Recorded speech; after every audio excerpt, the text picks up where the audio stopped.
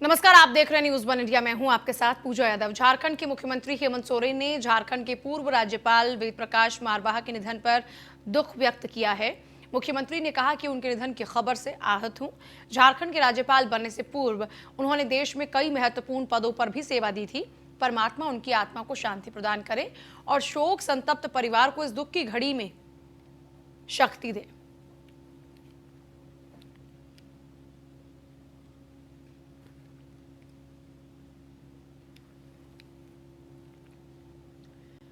बिहार की राजनीति में एक बार फिर से उबाल देखने को मिल रहा है और ये गर्मी आई है लोक जनशक्ति पार्टी के सांसद चिराग पासवान के एक बयान से।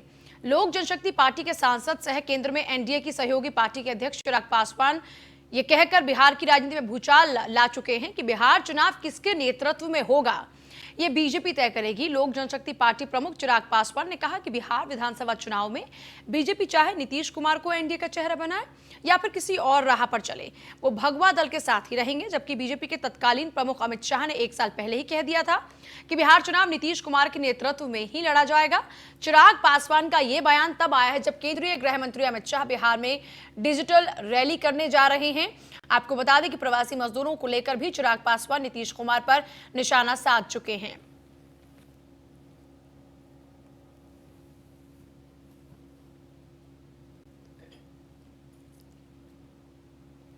असल एनडीए का गठबंधन में सब ठीक ठाक नहीं चल रहा और सभी लोग ये महसूस कर रहे हैं कि बिहार का जनमानस नीतीश कुमार के खिलाफ हो गया और इसलिए सब लोग अपना अपना पोजीशन को बचा रहे हैं और उसी के असर से बिहार में नेतृत्व को लेकर कोई कंफ्यूजन नहीं है और भारतीय जनता पार्टी के नेतृत्व ने कई बार दोहराया है कि हम बिहार विधानसभा का आगामी चुनाव श्री नीतीश कुमार जी के नेतृत्व में लड़ेंगे।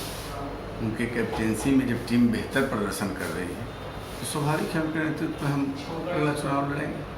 लेकिन सर, जो ये जो आप कह रहे हैं इसमें जो चिराग पासवान जी ने कहा है, खुद कहा है कि चाहे नेतृत्व उनकी रहे ना रहे, चेहरा उनका रहे ना रहे, लेकिन वो भाजपा के साथ, तो इसका अर्थ क्या है? चिराग जी कहते हैं कि हम भाजपा के साथ हैं और भाजपा करे कि हम एनडीए के साथ हैं, नीतीश कुमार के नेतृत्व के साथ हैं। इसमें कहाँ कोई असमंजस है, कहाँ कोई दुविधा है। हम सब मिलकर के नीतीश कुमार जी के नेतृत्व में आगामी विधानसभा का चुनाव लड़ेंगे और भारी बहुमत से एनडीए की सरकार में बिहार में। अभी के इस चुनावी माहौल का असर है चिराग पासवान के बयान में और उसको साफ अभी बीजेपी की प्रवक्ता ने कहा है कि जो बीजेपी है वो नीतीश कुमार के नेतृत्व के साथ ही चलेगी और जो चिराग पासवान है वो बीजेपी के साथ है। तो अभी के लिए तो ये मामला शांत नजर आ रहा है। खुशी Khatri, news One India, Patna. अभी देखिए, केंद्रीय गृह मंत्री अमित शाह डिजिटल रैली करने जा रहे हैं और उस डिजिटल रैली से पहले चिराग पासवान का ये बयान बहुत ही महत्वपूर्ण है, बहुत ही खास है। जो उन्होंने एक ये संदेश दे दिया है कि किसी भी परिस्थिति में वो बीजेपी के ही साथ रहेंगे। जो भी बीजेपी का फैसला होगा वो उस फैसले के साथ खड़े होंगे। बिहार में अरवल के डीएम ने सदर अस्पताल के पास कोरोना के प्रचार रथ को हरी झंडी देकर रवाना किया। उन्होंने सदर अस्पताल का औचक निरीक्षण भी किया और कोरोना के सैंपल की जांच करने वाली मशीन के बारे में भी जानकारी ली और बताया कि इससे जांच में काफी तेजी आएगी। उनसे बात की हमारे संवाददाता पुष्कर प्रवीण ने। अरवल के सदर अस्पताल के पास में जहां हमने देखा कि अभी प्रचार रथ की जो गाड़ियां हैं कोरोना उन्मूलन को लेकर के, कोरोना के संक्रमण से कैसे बचे उसको लेकर के अभी प्रचार रथ की गाड़ी को खुद यहाँ के डीएम ने हरी झंडी देकर अभी रवाना किया है। इसके अलावा अरवल के डीएम अभी पहुंचे हैं सदर अस्पताल में जहां वो खुद से निरीक्षण कर रहे हैं। आइए बात करते हैं हम लोग अरवल के डीएम से। सर, अभी प्रचार रथ की जो गाड़ी है वो आपके द्वारा हरी झंडी देकर के कोरोना की संक्रमण के बारे में कि कैसे इससे बचे इसको लेकर के भी रवाना की गई है, ये किस तरह का अभियान है? देखिए, अभी अनलॉक किया गया है तो यहाँ पर अभी सबसे अधिक जरूरी है कि लोग मास्क पहनें और सोशल डिस्टेंसिंग मेंटेन करें और अपना साफ सफाई पर ध्यान दें, हाथ धोए। तो ये प्रचार किया जा रहा है, सभी प्रखंडों में किया गया है। ये लोग गांव गांव जाकर के प्रचार करेंगे, जागरूकता फैलाएंगे कि बिना मास्क के कोई नहीं, क्योंकि अब मास्क पहनने से ही हम लोग कोरोना को हरा सकते हैं। तो ये इसी में हम लोग आज का अभी ये लगातार चलेगा और पूरे लोगों को जागरूकता फैलाया जाएगा कि लोग बिना मास्क के कोई रोड पर नहीं। ये इसके अलावा अभी आपके द्वारा ये सदर अस्पताल का ये निरीक्षण भी किया गया हर गाड़ी को हरी झंडी देने के बाद, ये किस तरह का निरीक्षण है? देखिए ये आवश्यक है कि हम लोग को टेस्टिंग कैपेसिटी बढ़ाया जाए। इसी दिशा में सरकार के द्वारा इस जिला में भी ट्रूनेट मशीन लगाया जा रहा है। अभी मशीन का एस्टेब्लिशमेंट हम लोग कर रहे हैं। इसके बाद हम लोग का टेस्टिंग कैपेसिटी बढ़ेगा और अधिक से अधिक लोगों को टेस्ट करके हम लोग कोरोना की जाँच कर पाएंगे और ये पता चलेगा कि कोरोना कहीं फैला हुआ है और ये हमारे जिला में उपलब्ध हो जाएगा। ये जोर शोर से तैयारी चल रही है, मशीन आ चुका है और 1 से 2 दिन में हम लोग इसको यहाँ पर इंस्टॉल कर दिया। तो आपने सुना कि अरवल के डीएम ने बताया है कि अभी तो इनके द्वारा हरी झंडी देकर कोरोना के बारे में जागरूकता लोगों के बीच में पहुंचाई जा रही है कि किस तरह कोरोना से लड़ाई करें। मास्क के बारे में बताया जा रहा है कि मास्क का ज्यादा से ज्यादा उपयोग करें और सदर अस्पताल का इन्होंने इसलिए निरीक्षण किया है कि एक मशीन जो आ रही है ट्रूनेट मशीन, जिससे काफी तेजी से कोरोना का जो सैंपलिंग है उसकी जांच की जा सके, उसको लेकर ये खुद से अस्पताल में आए हैं और उस पर खुद से नजर रख रहे हैं। कैमरामैन रवि रंजन कुमार के साथ Pushkar Praveen, News One India. Bihar में किसानों की हालत बहुत खराब है। इन पर ना तो सरकार ध्यान दे रही है, ना ही कोई सुविधाएं मिल पा रही हैं। राज्य सरकार और केंद्र सरकार जो भी दावे कर ले, लेकिन धरातल पर स्थिति कुछ और ही बयां करती है। बिहार के मधुबनी जिले में एक किसान ने अपना दर्द बयां किया है, जो प्रधानमंत्री किसान निधि सम्मान योजना के अंतर्गत ऑनलाइन रजिस्ट्रेशन करवा चुके हैं, लेकिन 8 महीने हो चुके हैं, किसी तरह की कोई सहायता इनको नहीं मिल रही। महाजनों से कर्ज लेकर कई सालों तक खेती करते हैं, फिर जब फसल उपज जाती है तो महाजनों के कर्ज वाले रुपए चुका देते हैं, कर्ज में सोते हैं, कर्ज में जगते हैं, कर्ज में ही जिंदगी जीते हैं। इसी मुद्दे पर जब कृषि पदाधिकारी से बातचीत की गई तो वो सिस्टम का रोना रोकर चलते बने।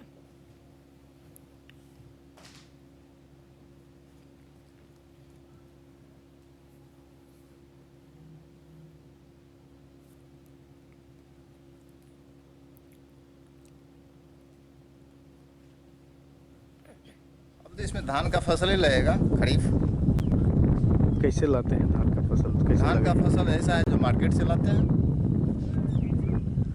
क्या मूल्य पे मिलता होगा ऐसे? मूल्य तो 80, 85, 100, 150 तक चलता है बीज। भिन्न भिन्न वेराइटी का भिन्न भिन्न मार्केट में रेट है। सरकारी बीज का ना कोई ठिकाना है ना कुछ है। जब बुआई हो जाएगी फिर आएगा, जैसे गेहूँ में हुआ था। तो फिर कैसे खेती करते हैं? बस कहीं से क्रेडिट लेते हैं गांव भर में, फिर उसके बाद करते हैं। किसान सम्मान निधि योजना चला रहे हैं, उससे क्या लाभ मिल रहा है आप लोगों को? उससे कुछ नहीं लाभ मिलता है, लोगों को बेवकूफ़ बना रहा है। आज तक कितने आदमी को पैसा गया है ये बताया जाए। का फसल लगाएंगे, बीज प्राइवेट दुकान से लाते हैं, सरकारी सुविधा हम लोग का खबर नहीं हो पाता है, नहीं मिलता है। तो माने इसमें धान कीजिएगा आप? जी। इससे पहले क्या किए थे? इससे पहले गेहूं किए थे। अच्छा निकला था फसल? हाँ निकला था, मिला जुला के सही, उतना नहीं अच्छा हुआ तो पर भी कुछ मिला जुला के सही। खेती करते हैं किसी गांव में पैसा ले करके, माने कर्ज लेकर के करते हैं, मजदूरी करके कहीं से पैसा ला। मधुबनी जिले में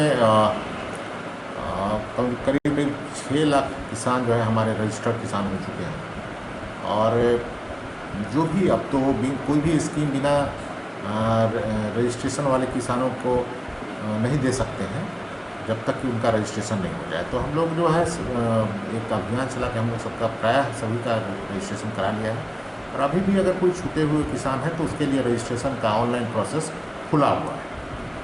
और अभी खरीफ का मौसम है, खरीफ के मौसम में हम लोग किसानों को जो भी रजिस्टर्ड किसान हैं उसमें से जो लोग अप्लाई करते हैं धान के बीज के लिए या अरहर का, तो हम लोग इसको मुहैया करा रहे हैं। और इस बार सरकार ने पहली बार होम डिलीवरी देने की भी बात की है कि वैसे किसान जो अगर चाहते हैं कि वो होम डिलीवरी हो जाए मेरे बीज का, तो डीलर की ये जवाबदेही है कि वो उनके घर तक उस बीज को पहुंचाए और उसके लिए सरकार के स्तर से कुछ शुल्क निर्धारित की गई है। उसके हिसाब से 5 रुपये पर केजी के हिसाब से वो शुल्क जो है किसान अलग से देंगे। मधुबनी जिले में दिल्ली के मुख्यमंत्री अरविंद केजरीवाल ने कोरोना बेड की ब्लैक मार्केटिंग करने वाले सभी अस्पतालों के खिलाफ सख्त कार्रवाई की बात कही है। उन्होंने कहा कि एक शख्स को प्राइवेट हॉस्पिटल ने बेड देने से इनकार किया। एक टीवी एंकर ने प्रोग्राम के दौरान ही लाइव कॉल की तो पहले अस्पताल ने मना किया, लेकिन बहुत गिड़गिड़ाने पर अस्पताल ने 8 लाख रुपए मांगे। दिल्ली में कुछ निजी हॉस्पिटल्स महामारी में गलत हरकत कर रहे हैं। इस बेड की ब्लैक मार्केटिंग इसे कहेंगे।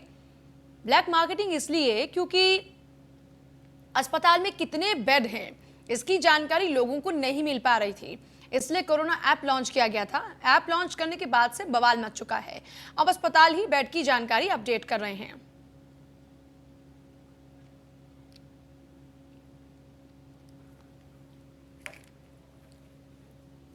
पूरे एकदम से रिएक्ट कर रहे हैं। इनमें कुछ चंद अस्पताल दिल्ली के इतने पावरफुल हो गए हैं, सभी पार्टियों के अंदर उनका पहुंच है, ऊपर तक पहुंच है। अंदर प्राइवेट में धमकी दी है उन्होंने कि हम नहीं कोरोना के मरीज लेंगे, जो करना है कर लो। मैं उनको कहना चाहता हूं, कोरोना के मरीज तो लेने पड़ेंगे तुमको। आप लोगों को दिल्ली में अस्पताल बनवाया था पैसे कमाने के लिए नहीं बनवाया था। आपका अस्पताल बनवाया था दिल्ली के लोगों की सेवा करने के लिए। ऐसी महामारी के दौर में मोस्टली अस्पताल सेवा कर रहे हैं, मोस्टली अस्पतालों का पॉजिटिव एटीट्यूड है। लेकिन जो 2-4 अस्पताल इस गुमान में है कि वो अपनी दूसरी पार्टी के अकाउंट जो बैठे हैं उनके जरिए वो अगर कुछ करवा लेंगे, वो अपनी ब्लैक मार्केटिंग करेंगे, तो उनको मैं आज चेतावनी देना चाहता हूं कि ये बख्शा नहीं जाएगा उनको। कल से मेरी टीम लगी हुई है, हमने 2-4 अफसरों को बिठाया है। जितने ये प्राइवेट अस्पताल हैं, जिसकी लिस्ट है, जिसको कहा गया है कि अपने अस्पताल में कोरोना की इलाज करो, एक के मालिक को कल से बुला रहे हैं। एक का मालिक आ रहा है, उनसे पूछ रहे हैं, उनसे साफ साफ कहा जा रहा है कि देखो कोरोना के मरीजों का इलाज तो करना पड़ेगा। इसके अलावा अगर तुम्हारी कोई समस्या है तो बताओ। इसके ऊपर कोई नेगोशिएशन नहीं होगी कि इलाज नहीं करेंगे, इलाज तो करना पड़ेगा। 20% बेड रखने पड़ेंगे। कुछ लोग कहते हैं जी 20% बेड कैसे रखे हैं, हमारी व्यवस्था नहीं है। तो ठीक है, 20% मत करो, पूरे 100% बेड आपके कोरोना के लिए कर देते हैं। ट्यूसडे को जब हमने इसको लॉन्च किया था, दिल्ली में सारे अस्पतालों को मिला के 2800 मरीज थे और उसमें मैक्सिमम दिल्ली सरकार के अस्पतालों में थे। आज दिल्ली के 3900 मरीज हैं, 3900 मरीज हैं। 1100 मरीज ऐड हुए हैं मोस्टली प्राइवेट हॉस्पिटल्स के अंदर। वो इसी वजह से क्योंकि लोग अब इस जानकारी से सशक्त हो गए हैं और लोग जाके मांग रहे हैं। मैं फिर भी डिमांड करता, कुछ लोगों को तकलीफ आ रही है, मैं देखता रहता हूँ वीडियो। कुछ लोगों ने कहा कि मैं इस अस्पताल में गया, इस अस्पताल में गया, ऐप के ऊपर लिखा हुआ था। मैं आपकी जानकारी के लिए बता दूं, ये उन कुछ चंद अस्पतालों की बदमाशी है। कुछ दिन दीजिए मेरे को, अगर ये अस्पताल नहीं माने तो फिर हम सख्त कार्रवाई करने से बिल्कुल नहीं हिचकिचाएंगे।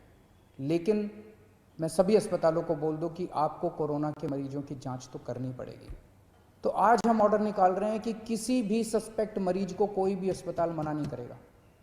अगर कोई मरीज आता है वो सस्पेक्ट है तो उसको मान लो कि वो कोरोना का मरीज है और उसके शुरू कर दो, क्योंकि कोरोना की अलग से दवाई तो है नहीं। अगर वो कोरोना का मरीज है तो पीपी किट पहनना है तो पीपी किट पहन के उसका इलाज शुरू कर दो, उसको ऑक्सीजन तो दे दो, उसको बचा तो लो, उसकी जान तो बचा लो। तो आज हम ऑर्डर पास कर रहे हैं, ऑर्डर कि किसी भी सस्पेक्ट मरीज को मना नहीं किया जाएगा और अस्पताल उसका टेस्ट कराएगा और टेस्टिंग के बाद अगर कोरोना आ जाता है तो अकॉर्डिंगली काम करेंगे, कोरोना नहीं आता है तो उसको नॉन कोरोना वार्ड में शिफ्ट कर दिया जाएगा। दिल्ली में टेस्टिंग बंद हो गई है, टेस्टिंग बंद हो गई है, टेस्टिंग बंद हो गई है। आज 5300 सैंपल्स आए हैं टेस्टिंग, 5300 सैंपल्स की टेस्टिंग हुई जो आज का डेटा है। तो टेस्ट बंद नहीं हुए हैं। दिल्ली में 42 लैब्स, 42 लैब्स सरकारी और प्राइवेट दोनों मिला के टेस्ट करती हैं। उनमें से 6 लैब ऐसी थी जो बदमाशी कर रही थी, ठीक से काम नहीं कर रही थी। उनके खिलाफ एक्शन लेना चाहिए, नहीं लेना चाहिए? उनके खिलाफ एक्शन लिया हम लोगों ने। 36 लैब अभी भी काम कर रही है, उन 6 के खिलाफ एक्शन लिया है। 36 लैब अभी भी काम कर रही हैं। तो उनको बचाने की क्यों कोशिश की जा रही है जो लैब गलत काम कर रही हैं? तो उन 6 लैब के खिलाफ एक्शन लिया, 36 लैब अभी भी काम कर रही है, पूरे सैंपल उठ रहे हैं। अगर आपको अपना टेस्ट कराना है, कुछ लोग मुझसे पूछते हैं हम कहाँ जाएं अगर टेस्ट कराना है। सभी सरकारी अस्पतालों के, दिल्ली सरकार के और कई सारे प्राइवेट हॉस्पिटल्स ने भी फ्लू क्लिनिक बनाए हुए हैं। आप किसी भी सरकारी हॉस्पिटल के या प्राइवेट हॉस्पिटल के फ्लू क्लिनिक में चले जाइए, वहाँ पे टेस्ट होता है। और मोदी सरकार 2 के 1 साल पूरा होने पर बीजेपी का संपर्क और संवाद अभियान। कल बीजेपी यूपी बीजेपी 63 वर्चुअल सम्मेलनों का आयोजन करेगी। केंद्र और यूपी सरकार की योजनाओं को जन जन तक पहुंचाने के लिए अभियान। देवरिया में मंत्री महेंद्र सिंह किसान मोर्चा सम्मेलन को करेंगे संबोधित। गाजियाबाद के पिछड़ा वर्ग मोर्चा सम्मेलन को मंत्री स्वामी प्रसाद मौर्य संबोधित करेंगे। इसी तरह सहारनपुर के अनुसूचित मोर्चा सम्मेलन को मंत्री रमापति शास्त्री करेंगे संबोधित। अंबेडकर नगर के युवा मोर्चा सम्मेलन को मंत्री कपिल देव अग्रवाल संबोधित करेंगे। पीलीभीत के युवा मोर्चा सम्मेलन को मंत्री उपेंद्र तिवारी संबोधित करेंगे। हापुड़ के अनुसूचित मोर्चा सम्मेलन को मंत्री गुलाबो देवी संबोधित करेंगी। वीडियो कॉन्फ्रेंसिंग के माध्यम से वर्चुअल सम्मेलन होंगे।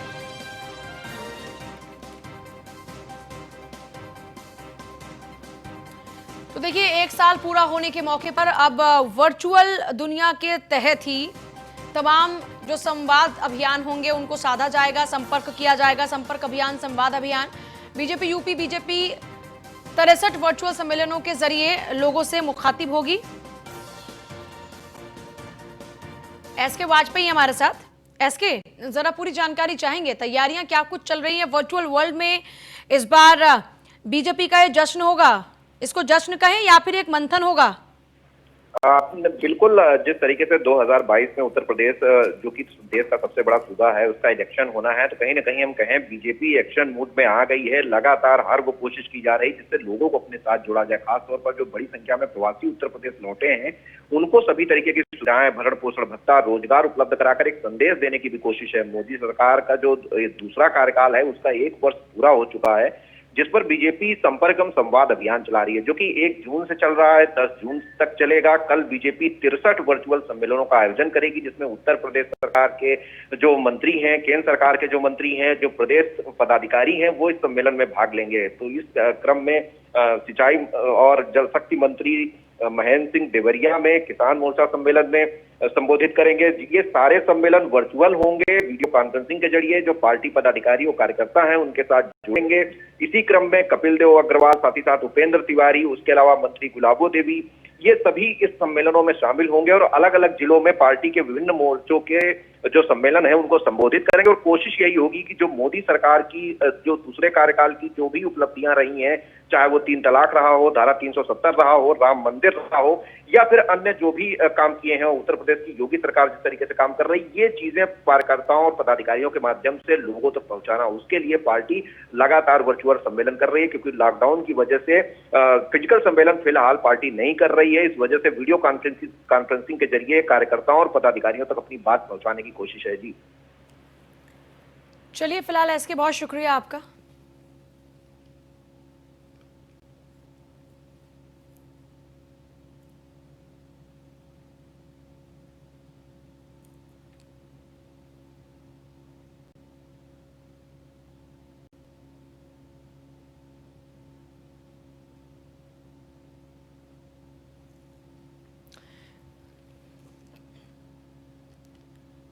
दिल्ली में कोरोना के साथ साथ सियासत की रफ्तार भी तेज हो चुकी है। दिल्ली में लगातार हजारों की तादाद में कोरोना पॉजिटिव सामने आ रहे हैं। इस बीच सर गंगाराम अस्पताल के खिलाफ एफआईआर दर्ज की गई। दिल्ली सरकार ने सर गंगाराम अस्पताल के खिलाफ एफआईआर दर्ज कराई है। दिल्ली सरकार ने महामारी रोग अधिनियम के उल्लंघन के लिए सर गंगाराम अस्पताल पर एफआईआर दर्ज कराने के आदेश दिए।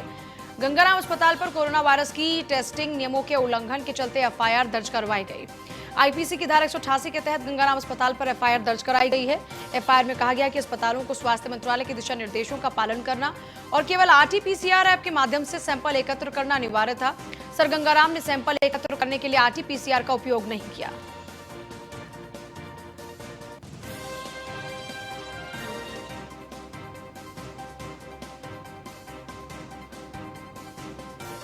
और ब्रजेश जुड़ गए हमारे साथ में। ब्रजेश, आखिरकार कार्रवाई गंगाराम अस्पताल के खिलाफ में एफआईआर।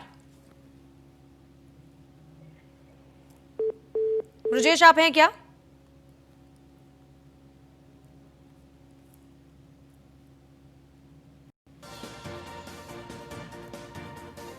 दिल्ली सरकार ने सर गंगाराम अस्पताल के खिलाफ एफआईआर दर्ज कराई है। महामारी रोग अधिनियम के उल्लंघन का आरोप। देखिए, जो ब्लैक मार्केटिंग चल रही थी उस ब्लैक मार्केटिंग को लेकर अब जाकर कार्रवाई हो रही है और सर गंगाराम अस्पताल के खिलाफ में एफआईआर दर्ज हुई है। महामारी रोग अधिनियम के उल्लंघन का आरोप है। इससे पहले इस पूरे मामले को लेकर खूब सियासत भी हो चुकी है।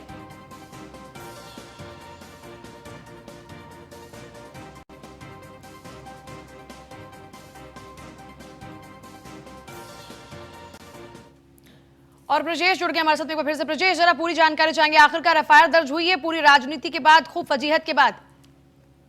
देखिए पूजा, सबसे बड़ी बात यह है कि जिस तरीके से राजधानी दिल्ली में कोरोना के मरीजों की तादाद में तेजी के साथ इजाफा हुआ है, सरकार लगातार इस बात की कोशिश कर रही है कि प्राइवेट अस्पतालों को साथ में लेकर के जो है किसी तरीके से बेड की पर्याप्त तादाद जो है एकत्र की जाए। उसमें बेडों की कालाबाजारी को लेकर सरगंगाराम के खिलाफ एफआईआर दर्ज की गई है, क्योंकि दिल्ली सरकार ने सभी प्राइवेट अस्पतालों को कहा था कि वो जो है यहाँ पर जो प्राइवेट अस्पतालों में अपने बेडों की संख्या बताएं और उसके हिसाब से यहाँ पर इलाज किया जाएगा कि कितने पेशेंट यहाँ कोरोना के पेशेंट इलाज कराएंगे और कितने लोग यहाँ पर जो है इसके बाद जो है अब नॉन कोरोना यानी नॉर्मल ओपीडी चलेगी। लेकिन सर गंगाराम अस्पताल ने लगातार इस पूरे मामले में झूठ बोला और सबसे बड़ी बात यह है कि जिस क्षमता का अस्पताल है उस क्षमता के मुताबिक वो मरीजों को वो सुविधाएं नहीं दे पा रहा था। इसीलिए आईपीसी की धारा 154 के तहत उसके खिलाफ रिपोर्ट दर्ज कराई गई है